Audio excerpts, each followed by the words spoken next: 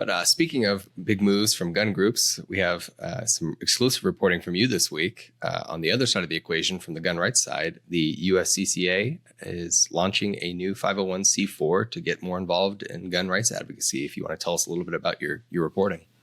Yeah, so we had an exclusive interview with the head of this new action fund that they're launching. USCCA launched a super PAC 2 years ago that we wrote about at the time, and they've done some political advocacy with that, and now they're kind of starting to fill out the portfolio of groups. Right, when you look at major advocacy groups that exist out there, whether it's in the gun space or otherwise, they tend to be made up of a bunch of legal entities because there are different things that different entities can do. So a super PAC can raise unlimited and spend unlimited amounts of money from anyone, but they have to disclose their donors, and they have to they can't coordinate with campaigns in any way, right? So you see a lot of these that's sort of the hot topic in political spending is super PACs, because they can spend so much money, but they can't coordinate with a candidate that they support or whatever.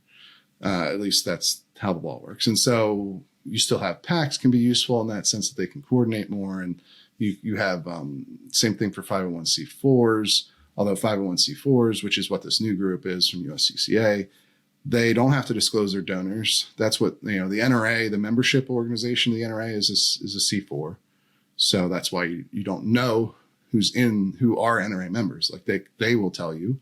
They might give you, or at least they'll usually give you numbers, and they might tell you specific members who've agreed to be public, but they don't have to tell you everybody who's an NRA member. And it's the same thing with this new USCCA group. So that's one advantage of it. They can also endorse candidates and spend money on them, but they can't. It can't be the main focus of the organization, though. That's another thing. So that's another limitation. And so then you have 501c3s where the donations are tax deductible, but they can't necessarily get as politically involved as the other groups. And so usually you'll have major organizations like the NRA or Everytown, Giffords, or any large political group you can think of is usually organized into a bunch of legal entities. So this is sort of the USCCA getting to that point, or starting to ramp up in that way. And they're going to provide, activist training.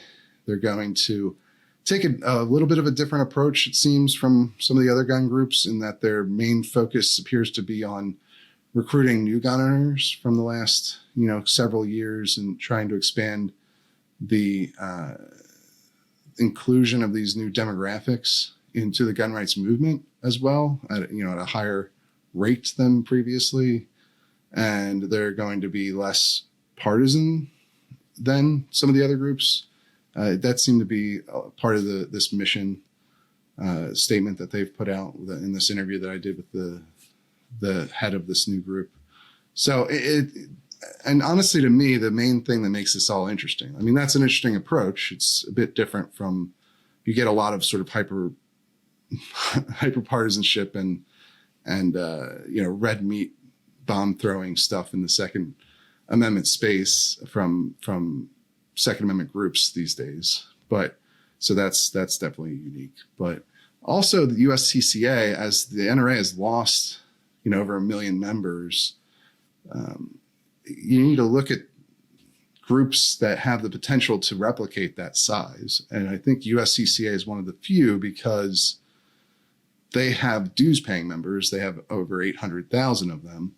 Now, that's still not anywhere near what the NRA is even today. But that's 800,000 people who pay the USCCA to be members. Now, there's a caveat there too, in that the USCCA, and people are mainly members of that because it provides concealed carry insurance to them. And instead of being organized around a nonprofit like most other political groups, USCCA is organized around a for-profit company called Delta Defense that provides that insurance product, whatever you want to call it. And so I don't know. It's definitely an interesting thing, and I think the scale of the organization, being a nationwide organization with a lot of people who pay them money to be members, that gets closer to what the NRA has traditionally been than any of these other Second Amendment groups that exist. Yeah, that's what stood out to me in your reporting. Is it's for the first time seeing a sizable gun rights group get into more of the political side, where you've seen a lot of gun rights groups do a lot of great work doing litigation and sort of what the NRA used to do in the legal front, but really no one has even come close to what the NRA did in the political realm. And it's interesting to see other big groups jump in that space. So that is, I think, the most fascinating part of that story. Exactly. That's what I think makes this potentially a very big deal. Maybe not in this extreme short term, but in the long term, if they develop this properly and they continue to grow at the pace they've been growing as an organization, they have the potential to be much larger and more influential than they have been to this point.